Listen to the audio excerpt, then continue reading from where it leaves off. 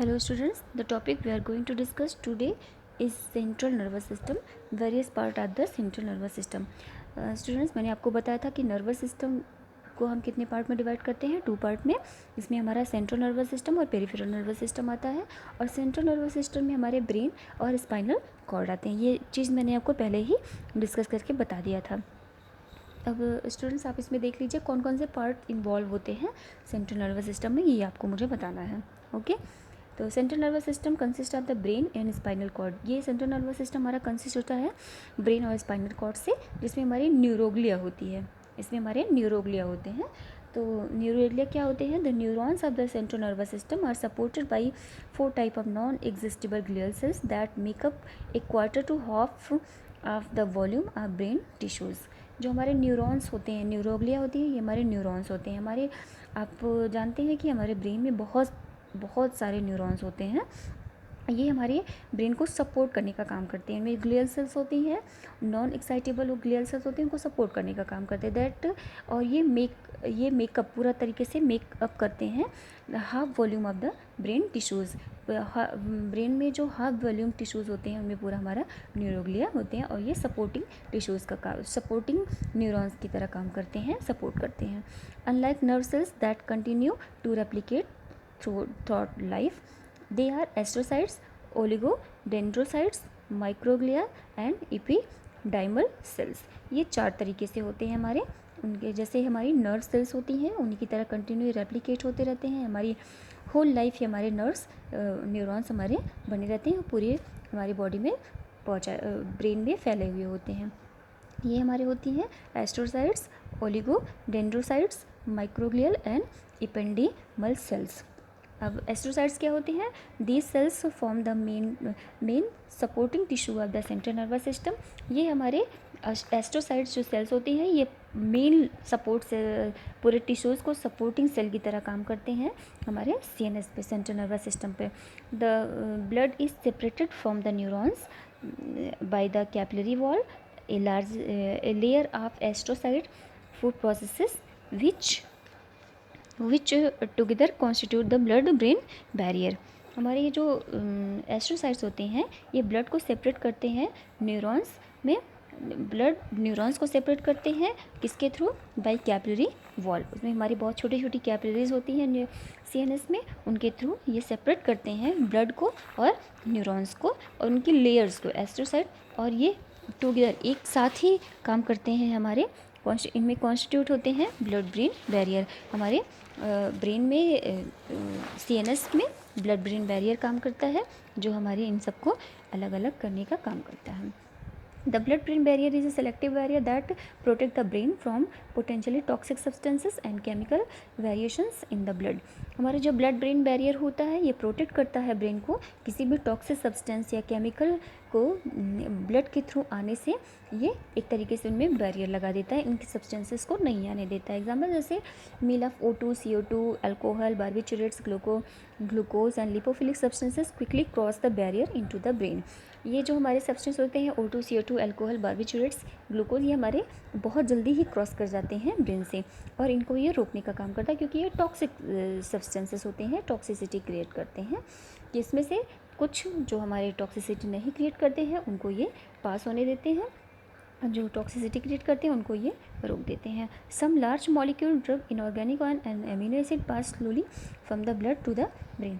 जो हमारे कुछ ये जो O2, CO2, अल्कोहल ये बहुत जल्दी ही क्रॉस करते हैं, और कुछ होते हैं जो बहुत धीरे धीरे क्रॉस होते हैं CNS से होकर के, जिसमें से कुछ लार्ज मॉलिक्यूल्स होते हैं, ड्रग्स होती हैं, इनऑर्गेनिक ऑयल्स होते हैं, एमिनो एसिड होते हैं. इनको ब्लड से पास होने में और होल बॉडी तक सर्कुलेट होने में थोड़ा टाइम लगता है. बट जो हमारे अल्कोहल है, CO2 है, O2 है, बार्बिचुरेट है, ग्लूकोज है, ये हमारे बहुत जल्दी ही ब्रेन से क्रॉस होकर के पूरी बॉडी में पहुँच जाते हैं. नेक्स्ट पार्ट है द मेनिंगेस. ये हमारे प्रोटेक्ट ऑफ द CNS, ये हमारे CNS को प्रोटेक्ट करने का काम करते हैं. The brain and spinal cord, ये ब्रेन और स्पाइनल कॉर्ड से पूरी तरीके से फैले हुए होते हैं. ये हमारे कनेक्टिव टिश्यू मेम्ब्रेन होती है जो एक दूसरे से कनेक्ट होती हैं. Are completely surrounded by 3 layers. इनमें 3 लेयर्स होती हैं. आप स्टूडेंट्स आपने देखा होगा कि ब्रेन का स्ट्रक्चर देखेंगे तो जो ब्रेन होता है उसमें थ्री लेयर के अंदर हमारा ब्रेन होता है। जो सबसे बाहर की लेयर होती है उसको ड्यूरा मैटर बोलते हैं, इसको आउटर लेयर भी बोलते हैं। नेक्स्ट है एराचिनॉइड मैटर जिसमें मिडल लेयर आती है, और तीसरी है पाया मैटर जिसमें इनर लेयर आती है। नेक्स्ट ड्यूरा मैटर जो होती है, dura mater consist of the 2 layers of the dense fibrous tissue. जो हमारी सबसे बाहर की ड्यूरा मैटर होती है, ये फाइब्रस टिश्यूज़, ये बहुत ही एक टफ मटेरियल होता है, फाइबर्स होता है, बहुत ही कठोर होता है ये हमारी सबसे आउटर लेयर होती है। Outer layer takes place the periosteum. ये हमारी सबसे बाहर की तरीके से, बाहर को ब्रेन को सबसे बाहरी कवरिंग होती है। Inner surface layer provide the protective covering for the brain, और ये पूरी तरीके से ब्रेन को एक कवरिंग दी होती है, प्रोटेक्शन दी होती है। नेक्स्ट है स्टूडेंट्स एराचिनॉइड मैटर। जो हमारा आपको मैंने ड्यूरा मैटर बताया था, इसमें हमारी ब्लड वेसल्स इन्वॉल्व नहीं होती हैं, बट जो हमारा एराचिनॉइड मैटर होता है ये मिडिल लेयर होती है। This is layer of fibrous tissues that lies between dura and पाया मैटर। ये ड्यूरा और पाया मैटर के बीच में होता है, इसीलिए इनको मिडिल लेयर भी बोलते हैं। इसमें हमारी कुछ ब्लड वेसल्स भी पाई जाती हैं। ओके स्टूडेंट्स, पाया मैटर ये हमारी सबसे, this is the delicate layer of connective tissue containing many minute blood vessels. जो हमारी ये पाया मैटर होते हैं ये हमारे कनेक्टिव टिश्यूज़ से मिले हुए होते हैं, और इनमें बहुत छोटी छोटी बहुत हमारी ब्लड वेसल्स मिलती हैं। नेक्स्ट है ventricles of the brain and cerebrospinal fluid. हमारे वेंट्रिकल, हमारे 4 वेंट्रिकल होते हैं ब्रेन में। These are the 4 ventricle. It is interconnected cavities within cerebral hemisphere and brain stem. ये हमारे जो वेंट्रिकल होते हैं इंटरकनेक्टेड कैविटीज़ अदर, ये हेमिस्फीयर से कनेक्ट होते हैं ब्रेन के स्टेम में, क्योंकि इनके अंदर हमारे हेमिस्फीयर मतलब इस पर थोड़े से होल होते हैं बीच बीच में, तो इनके अंदर हमारा क्या होता है, वो उन होल में हमारा CSF मतलब सेरेब्रोस्पाइनल फ्लूइड फिल्ड होता है, और इसमें they are filled with CSF। इसमें हमारा जो बीच बीच में होल होता है वेंट्रिकल्स के बीच में, इनमें हमारा सेरेब्रोस्पाइनल फ्लूइड भरा होता है। जो वेंट्रिकल होते हैं इसमें लैटरल वेंट्रिकल, जिसमें राइट एंड लेफ्ट दोनों साइड में वेंट्रिकल होते हैं, इसको हम लैटरल वेंट्रिकल बोलते हैं। थर्ड वेंट्रिकल और फोर्थ वेंट्रिकल, ये 4 टाइप के वेंट्रिकल हमारे ब्रेन में पाए जाते हैं। अब सेरेब्रोस्पाइनल फ्लूइड क्या होता है? ये फ्लूइड हमारे पूरे जो CNS होता है उनको एक न्यूरिशमेंट देने का काम करता है, उनको अच्छे से बनाए रखता है।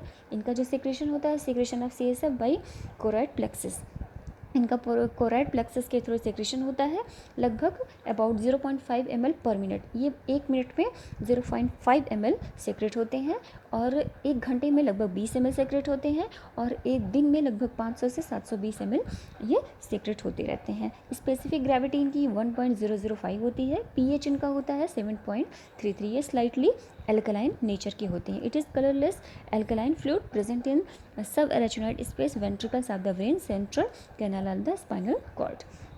ये कलरलेस होते हैं, क्लियर होते हैं, एल्कलाइन नेचर के होते हैं, और ये सब एराचिनॉइड स्पेस वेंट्रिकल्स में एंड सेंट्रल कैनाल में और स्पाइनल कॉर्ड में हमारे पूरी तरीके से फैले हुए होते हैं।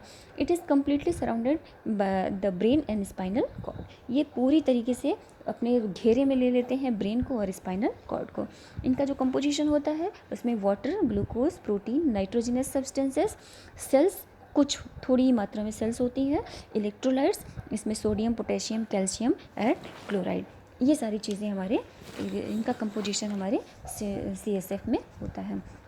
Function of CSF support the brain and spinal cord. ये सबसे ज़्यादा इनका मेन फंक्शन होता है, ये हमारे ब्रेन को, स्पाइनल कॉर्ड को सपोर्ट देने का काम करते हैं। Protect the brain and spinal cord, और उनको प्रोटेक्शन का, उनको बाहरी किसी भी तरीके से प्रोटेक्शन का काम करते हैं। मेंटेन प्रेशर अराउंड स्ट्रक्चर, हमारा जो बॉडी का स्ट्रक्चर होता है उनमें एक प्रेशर क्रिएट करते हैं, और प्रेशर क्रिएट होता है जिनको मेंटेन करने का काम हमारा CSF करता है।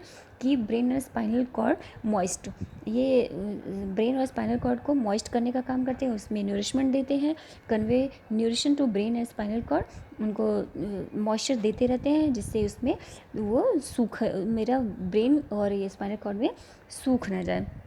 Remove waste product of the brain and spinal cord या ब्रेन में कुछ अगर हमारे वेस्ट प्रोडक्ट होते हैं तो उनको ये रिमूव करने का भी काम करते हैं। इस तरीके से हम ये देखते हैं कि CSF सेंट्रल सेरेब्रोस्पाइनल फ्लूइड का बहुत ही बड़ा रोल हमारे CNS पर होता है। अगर ये ना रहे तो हमारे CNS में न्यूरिशमेंट ना रहे, मतलब उनको भी किसी भी तरीके का सपोर्ट ना मिले, मॉइस्चर ना मिले। अगर किसी